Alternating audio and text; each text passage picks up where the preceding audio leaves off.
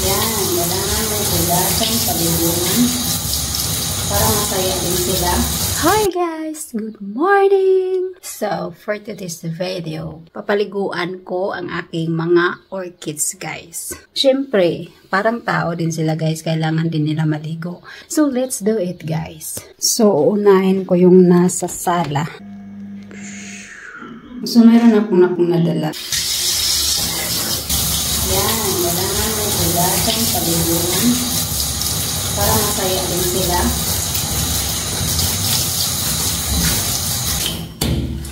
So, ayan na siya. So, itong orchids na to, dito ko talaga siya napansin na hiyang. Kaya, hindi ko siya tinatransfer kahit saan. Kasi pag i-transfer ko yan, bigla yung mamatay. Yung mga bulaklak nila.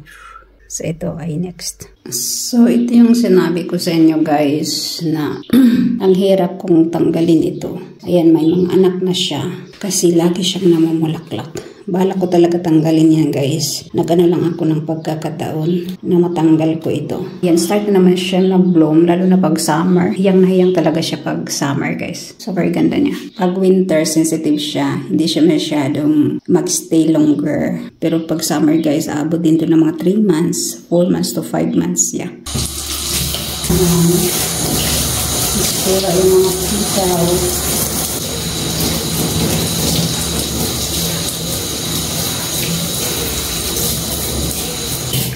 At least malamigan ang kanilang katawan ko sa tao pa.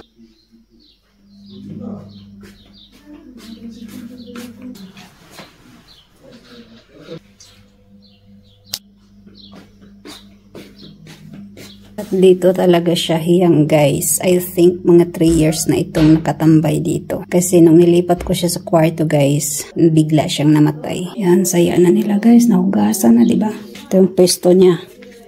Dati sa kwarto to siya guys, tapos hindi na siya naghiyang, nilipat ko siya. So okay naman, tuloy-tuloy pa rin yung kanyang kaligahan.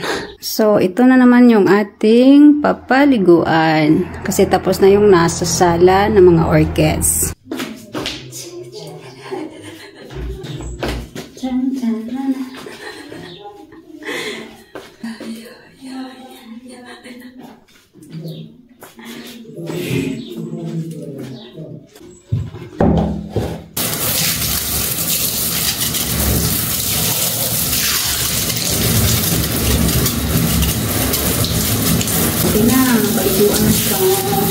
So, kailangan kung saan mo sila kinuha, doon nyo rin ilagay. Ibalik nyo sila sa kanilang pwesto. Kasi pag ilipat mo ito guys, talagang nalalanta ito guys. So, yun lang napansin ko sa aking mga orchids. Through experience na rin, doon ako natuto paano ko sila alagaan.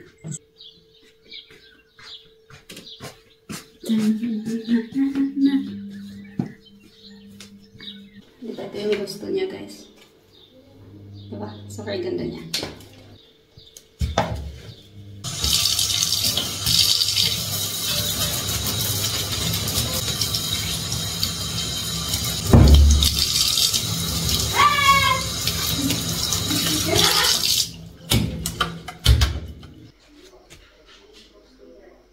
Put it here back. Balik natin ito. Hiyang siya dito, bilat. Like here, no, it likes this place here. Yeah. Like, it's fine. Depends. The orchid is very sensitive. Yeah. I think I put this one. So, okay na. Balik na sa lahat. Nagkaguot ang dali guys. So, ito. Tanggalin na natin to kasi wala na siyang bulak. Namatay na siya guys. Pero magbago yan, promise. Ako. So, aking pusa. So, ayun na guys, bagong ligo ng aking mga orchids. So, diba? Feeling fresh kumbaga sa tao. So, hindi pa yan tapos guys. Pinaliguan ko pa lang siya. After this, may ilalagay ako sa kanila guys para maging shine ang kanilang mga dahon. So, sa ngayon, antayin ko lang sila madry. Then after that, lalagyan natin.